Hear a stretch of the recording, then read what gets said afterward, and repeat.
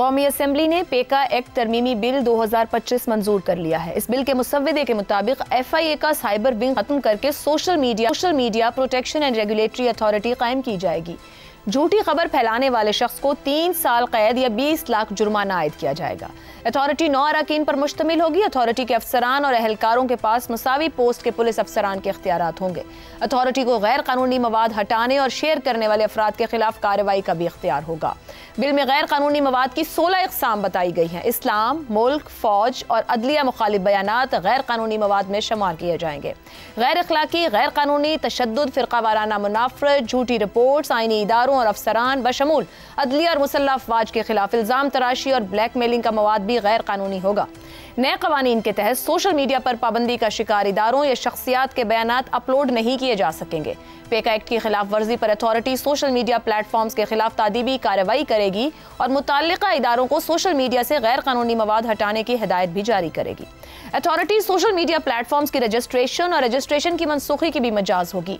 गैर कानूनी सरगर्मियों की तहकीकात के लिए national cyber crime investigation agency कायम की जाएगी। आम लोगों के लिए सोशल मीडिया शिकायत काउंसिल और प्रोटेक्शन ट्रिब्यूनल्स भी कायम किए जाएंगे। बगैर मुशावरत तरामीम पर सहाफती तंजीमों की जॉइंट एक्शन कमेटी ने तरामीमी बिल मुस्तरद करते हुए कौमी असेंबली की प्रेस गैलरी से वॉकआउट किया। ज़राए ब्लाग के 3 अदवार को देखा जाए तो हर दौर में इंफॉर्मेशन को रोकने की कोशिश की गई। अयूब और ज़िया के मार्शल लॉज में दर्जनों अखबारात को बंद, मीडिया सेंसरशिप और सहाफ़ियों के लिखने बोलने पर पाबंदी लगाई गई। 2000 की दहाई के आगाज में पहले इलेक्ट्रॉनिक मीडिया की आज़ादी और फिर क्रैकडाउन भी तारीख के अवराक पर दर्ज है। हालिया तारीख में भी एक प्रोजेक्ट को पाया तकमील तक पहुंचाने के लिए मीडिया को अपनी मर्जी से चलाया गया। इंटरनेट, टेक्नोलॉजी और सोशल मीडिया में आए रोज आती जहतों के बायस फ्लो ऑफ इंफॉर्मेशन रोकना करीबन नामुमकिन हो चुका है। जहां अमेरिका जैसी सुपर पावर भी फ्लो ऑफ इंफॉर्मेशन नहीं रोक पा रही, तो फिर सवाल यह है कि इस किस्म की नई अथॉरिटीज बनाकर क्या सोशल मीडिया पर कंट्रोल हासिल किया जा सकता है? हरी हुकूमत ने पेका एक्ट में अपनी मर्जी की तरमीम करके इसको सियासी मुखालिफिन के लिए बतौर हथियार इस्तेमाल किया। सवाल यह है कि क्या वाकई हुकूमत फेक न्यूज और मनफी प्रोपेगेंडा रोकना है, या फिर माजी की तरह सिर्फ सियासी मुखालिफिन और सहाफियों के खिलाफ इस्तेमाल होगा? बिलाशुबा फेक न्यूज और मनफी प्रोपेगेंडा रोकना दुनिया भर की रियासतों के लिए दर्देसर है और जिसे रोकना भी जरूरी है, मगर इसके साथ ये भी उतना ही जरूरी है कि किसी कानून की आड़ में सियासी मुखालिफिन, सहाफियों, समाजी कारकुनों और आम शहरियों पर क्रैकडाउन ना किया जाए। इसी पर पैनल से सवाल रखेंगे कि क्या अब की बार हुकूमत रेगुलेट करवाएगी। सवाल इस तरह से पेका एक्ट तरमीमी बिल कौमी असेंबली से मंजूर, नई अथॉरिटी, सख्त सजाएं, अपोजिशन और सहाफियों का शदीद एहतजाज, फ्लो ऑफ इंफॉर्मेशन रोकना पूरी दुनिया के लिए चैलेंज। क्या नई अथॉरिटी सोशल मीडिया को रेगुलेट कर पाएगी? ज़ैगम साहब, एक तो बड़ी तेजी से इसको पास करवाया गया, फिर मीडिया से वाकई जायज़ बात की जा रही है कि शेयर नहीं किया गया किसी के साथ। अब करना क्या चाह रहे हैं? बताया तो रेगुलेट कर जा रहा है, क्या वाकई कर पाएंगे या सिर्फ सियासी इस्तेमाल रहेगा? ये जो अमेंडमेंट बिल है जी, ये हुकूमत की और इनके टेक्नोक्रेट्स की नालायकी का शाहकार है। ये सारे मकासद हासिल किए जा सकते थे, बेहतर तौर पर हासिल किए जा सकते थे अगर इस कानून को बैनुल अक़वामी स्टैंडर्ड्स के मुताबिक बनाया जाता, पाकिस्तानी एक्सपर्ट्स की राय ली जाती। दुनिया में कोई भी डिसइंफॉर्मेशन का सपोर्टर नहीं है। बहुत दबाव है इस वक्त इंटरनेशनल प्लेटफॉर्म पर कि वो डिसइंफॉर्मेशन को रोकें, लेकिन क्या ये कानून ये हासिल कर पाएगा या नहीं हासिल कर पाएगा? और मैं बताता हूं क्यों। देखिए, पहली बात यह है कि फेक न्यूज़ कोई चीज़ नहीं होती। मैं ये पहले भी अर्ज कर चुका हूं, इसकी कोई डेफिनेशन एग्जिस्ट नहीं करती। मिस इन्फॉर्मेशन होती है और डिसइंफॉर्मेशन होती है। मिस इन्फॉर्मेशन वो होती है जो मासूमियत से बगैर जाने हुए फैलाई जाती है, और डिसइंफॉर्मेशन वो होती है जो जानबूझकर गलत मकसद के लिए फैलाई जाती है। अब जो इन्होंने तारीफ की है, जिसको इन्होंने फेक न्यूज़ कहा है, वो डिसइंफॉर्मेशन की तारीफ के करीब करीब आती है। उसमें वो 2 बातें मौजूद हैं जो डिसइंफॉर्मेशन में होनी चाहिए। एक है इंटेंशनैलिटी, कि जानबूझकर गलत इंफॉर्मेशन को फैलाया जा रहा है, ये बताया गया है कि ये बंदा जानबूझकर कर रहा हो। और दूसरी बात है पोटेंशियल हार्म, कि इसका कोई नुकसान भी हो।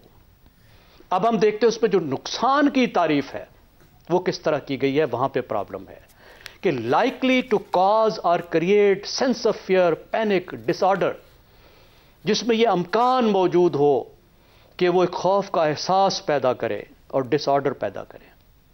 इस बात का कौन तयन करेगा कि ये खबर जो थी ये जो डिसइंफॉर्मेशन है ये वाकई ये सब चीज़ें करेगी। तो तारीफ कानून में वो की जाती है जो कंक्रीट हो। फिर दूसरी बात है कि जो बैनुल-अक़वामी मियार हैं उसमें एक लिंक क्रिएट किया जाता है डिसइंफॉर्मेशन में और हार्म में। कानून बताता है कि डिसइंफॉर्मेशन हुई है तो इससे क्या हार्म हुआ है, वो तय करना होगा और वो कानूनी तौर पर वाज़ेह होना चाहिए। तो इस तारीफ को दुनिया नहीं मानेगी।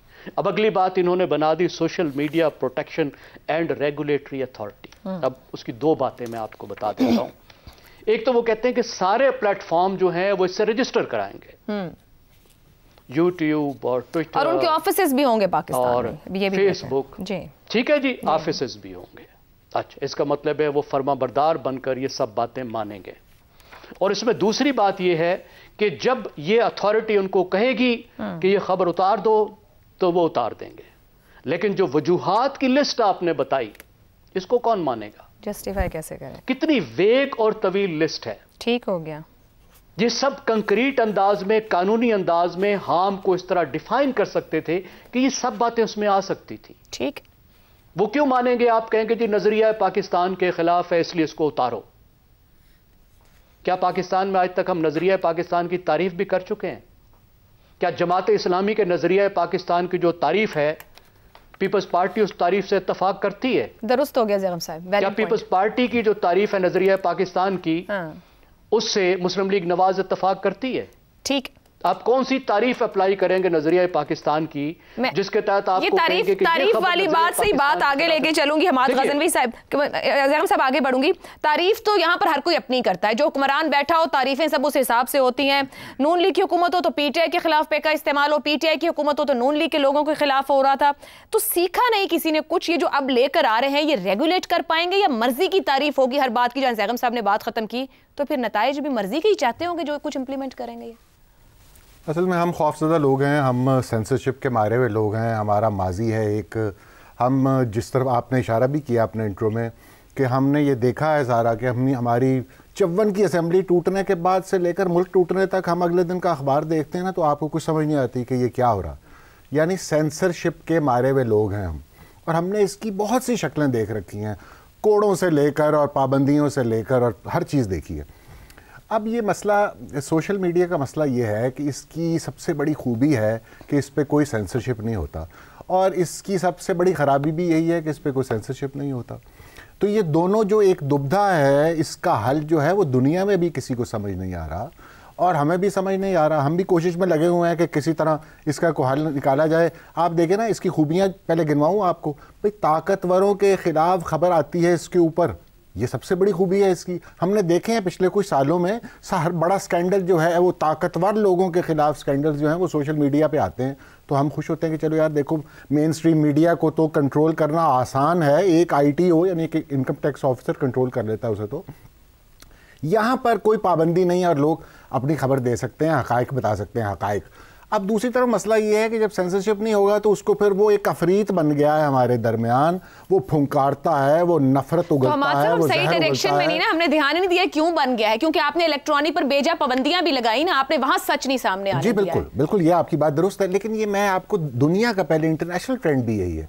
आपका जो स्टॉकपोर्ट, ये जो राइट्स हुए थे इंग्लैंड में, ये क्या हुआ था? एक गलत खबर को आदमी देता है, उसके बाद फसादात शुरू हो जाते हैं, वो चाकूजनी की वारदातें होती हैं, लोग अपनी जान से जाते हैं। उसके बाद अवाम के मफाद में कानून का इस्तेमाल होता है, यहाँ हुक्मरान के मफाद में कानून का इस्तेमाल होता है। खौफ इस बात का। जी, मैंने तो यही बताया कि हमारा माजी ऐसा है कि यहाँ पर तो अच्छा भला कानून बन रहा हो तो हम डर जाते हैं। आपने हमें कहा था कि व्हाइट कॉलर क्राइम को निपटने के लिए हम नैब बनाने लगे हैं, अब यहाँ पे करप्शन खत्म हो जाएगी। जायज है ना, खौफ कानून से नहीं, कानून के इस्तेमाल से। मैं बात को सपोर्ट कर रहा हूँ। तो फिर क्यों ला रहे हैं ऐसी चीज जो कि इतनी तेजी से छुपा के ला रहे हैं? मैं अर्ज कर रहा था कि नैब का कानून बना था ना, तो हमने तो बड़ी उम्मीदें लगाई थी कि अब चोर पकड़े जाएंगे, तो फिर हुआ क्या कि वो आर्म ट्विस्टिंग के लिए इस्तेमाल होता था। ये हमारा मसला है। इस वक्त भी हम हुकूमत की नीयत के हवाले से सवालात रखते हैं, जिस तेजी से, जिस तरीके से, और भैया आप स्टेक होल्डर्स के बगैर ही कानून बना देते हैं। अब ठीक है, ब्रेक लेते हैं, लेकिन बात यह कि जो हुकूमत कानून समझ के बनाया है कि सबसे पहले चलता उसी पर है। शहजाद साहब, साइबर कवानीन हर हुकूमत उनके हक में होती है, हर अपोजिशन उनके खिलाफ होती है। कम से कम पिछले 8-10 साल से हम यही देख रहे हैं। सीट्स तब्दील होते ही सोच भी तब्दील हो जाती है। कवानीन सियासी मुखालिफिन के खिलाफ इस्तेमाल होना शुरू होते हैं। सियासी जमातें कवानीन को आवाम की बेहतरी उनको डिलीवर करने के लिए क्यों नहीं इस्तेमाल करती है, उस हिसाब से उन्हें क्यों नहीं बनाती? आयशा, मेरा ख्याल है कि आपका सवाल जायज़ है, लेकिन ये मामला अब रियासती सतह पे भी इसको डील करने की जरूरत है। रियासती सतह का मतलब है हुकूमती नज़्म ज़ब्त के अंदर इसको लाने की जरूरत थी, और मैं उस पर आता हूँ उसकी वजह क्या है। लेकिन उससे पहले एक जुमला सिर्फ वो ये कि जो प्रोपेगेंडा होता है, प्रोपेगेंडा वो होता ही डिसइंफॉर्मेशन के ऊपर बेस्ड है, और ये कोई नई चीज नहीं है। प्रोपेगेंडा तो मेरा हाल है कम से कम एक सदी से, जब से रेडियो इजाद है प्रोपेगेंडा चल रहा है, जब से पैगामात का सिलसिला प्रोपेगेंडा चल रहा है। अच्छा, वो प्रोपेगेंडा अच्छा होता था क्योंकि कौमें प्रोपेगेंडा करती थी किसी दूसरी कौम के खिलाफ, तो कौम की तरफ से जब प्रोपेगेंडा होता था हम उसको अच्छा और पाक प्रोपेगेंडा समझते थे, क्योंकि अगर सच को बोला जाएगा तो वो तो खबर बन जाएगी, वो तो अच्छी खबर होगी। तो अच्छी खबर तो नहीं बताई जाएगी, दुश्मन के बारे में प्रोपेगेंडा ही किया जाएगा, इसलिए हमेशा तो वो वाला झूठ जो था वो अच्छा था। लेकिन ये झूठ जब आप किसी इदारे के बारे में, किसी हुकूमत के बारे में, किसी कौम के बारे में बोलेंगे तो जाहिर है कि उसको फिर मुख्तलिफ नज़र से देखा जाएगा, क्योंकि उसका जो असरात हैं एक अमन के टाइम पे वो मुख्तलिफ होंगे। ये हैविंग सेड दैट, प्लेटफॉर्म्स असल में जब तक हम इसको शख्सी तौर पे देखेंगे इस मामले को कि शख्सियात के हाथ में ताकत आ गई, इंसानों के इनफरादी तौर पर हाथ में ताकत आ गई कि वो जो मर्जी चाहे किसी के बारे में कह सकते हैं, उसको मुख्तलिफ सतह पे देखने की जरूरत है। उसको किरदार कुशी कहा जाएगा, यानी कोई अगर टारगेट कर रहा है किसी को, किसी शख्स को टारगेट कर रहा है, कोई शख्स टारगेट हो रहा है, कोई करने वाला है, तो वो किरदार कुशी के मामले में डेफेमेशन के तौर पे आएगा। उसके बारे में अपने मज़ामीन, अपने जो कवानीन है उनको आप मजबूत करेंगे। लेकिन प्लेटफॉर्म्स को जब आप देखते हैं कि फलाना मेटा है, फलाना है, गूगल है, ये व्हाट्सएप है, so on and so for, Twitter है, ये एक्स टाइप प्लेटफॉर्म, ये प्लेटफॉर्म के ऊपर मैनेज करना एक आज रियासत और हुकूमत की और किसी निज़ाम की मजबूरी बन चुकी है। ये हकीकी तौर पर कमर्शियल एंटरप्राइजेज हैं, ये कंपनीज एक्ट के नीचे अपने आप को रजिस्टर करवाते हैं, और जब भी आप कंपनीज एक्ट के नीचे अपने आप को रजिस्टर करवाएंगे आपके ऊपर कुछ ना कुछ कवानीन लागू होना शुरू हो जाते हैं।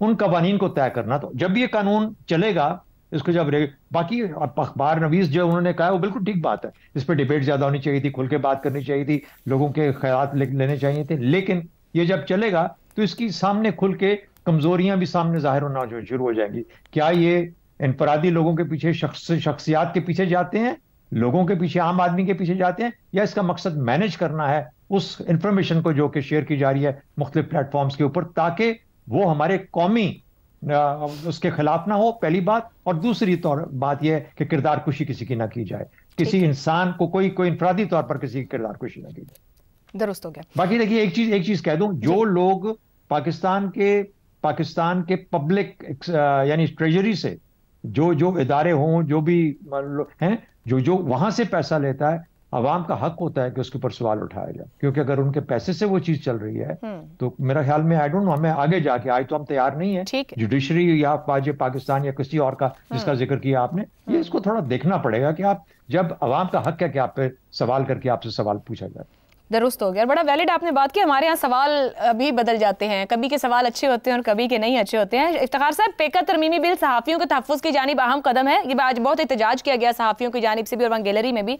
तो वफाकी वज़ीर इत्तलात ने गुफ्तगू में ये कहा है, सहाफ़ियों के तहफ़्फ़ुज़ के लिए इक़दाम करने से पहले क्या इन स्टेक होल्डर सहाफ़ियों को ऑन बोर्ड नहीं लेना चाहिए था? तमाम ही जो सहाफ़ती तंजीमें हैं, जो उनके स्पोक्स पर्सन है, सबकी जानिब से सख्त एहतजाज किया गया है, मुतनाज़े कहा गया इस बिल को।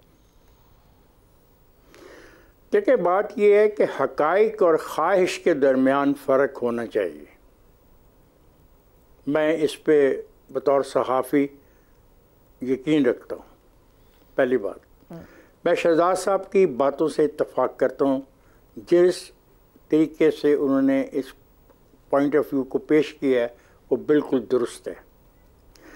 कुछ चीज़ें ऐसी इस कानून में हैं जो आइन में भी हमें पाबंद करती हैं कि उन चीज़ों के बारे में, उन अदारों के बारे में हमें एहतियात बरतनी होगी। लेकिन एक बड़े मज़े की बात यह है कि इस कानून के नफाज के बाद आप देखिए हर प्रेस क्लब के बाहर एक खेमा लगेगा, मुजाहरा होगा, जुलूस निकलेंगे और पाकिस्तान तहरीक इंसाफ को मौका मिलेगा कि वो पूरे मुल्क में हर प्रेस क्लब में जाकर अपने ख्यालात का वाज़ेह तौर पे ऐलान करे और छाए रहे अगले जितना अर्सा वो छाई रहना चाहती है टेलीविजन की स्क्रीनों पर और अखबारों की शायद सुर्खियों में। आप उनको मौका मिलने में खाइब हो गए सर। ऑपोजिशन यही करती है, जब वो लाए थे पेका तो वो डिफेंड करते थे, उस वक्त की ऑपोजिशन एहतजाज करती। ये एक अच्छा मौका उनको फराहम कर दिया है, बजाय वो इसकी खामियों को निशानदेही करें। देखें ये जो तंजीमें हैं PFUJ, अपना CAPNE वगैरह वगैरह, इनसे मैं क्या आप मुझे रोक रही हैं? नहीं सर, तंजीमों के नाम ले रही थी जो आप बोल रहे हैं, कहिए आप। हाँ, तो ये तंजीमें जो कहती हैं, इनकी एक बात दुरुस्त है, कम अज़ कम हौसला करना चाहिए कि जो ये पॉइंट्स रेज किए गए उनसे कम अज़ कम राय ले ली जाती, ताकि कल वो भाग न जाते। ये बात बिल्कुल दुरुस्त है, लेकिन ये बात भी बिल्कुल दुरुस्त नहीं है कि कोई शख्स आपकी इज़्ज़त को उछालता फिरे और उसको कोई कानून पाबंद ना करे। इसकी इजाज़त अगर दी गई तो मुल्क के अंदर पहले ही सूरत हाल अच्छी नहीं, ये सिविल वॉर में कन्वर्ट हो सकती है। और इस मुल्क में चूँकि बहुत सारे लोग मुख्तलिफ सोच और फिक्र के हामिल हैं, तो इसका बहुत गहरा नुकसान भी हो सकता है। और दुश्मन वो काम कर सकता है जो दुश्मन असले के जरिए काम नहीं कर पाए। आज के प्रोग्राम से इतना ही। आप चारों का बहुत शुक्रिया।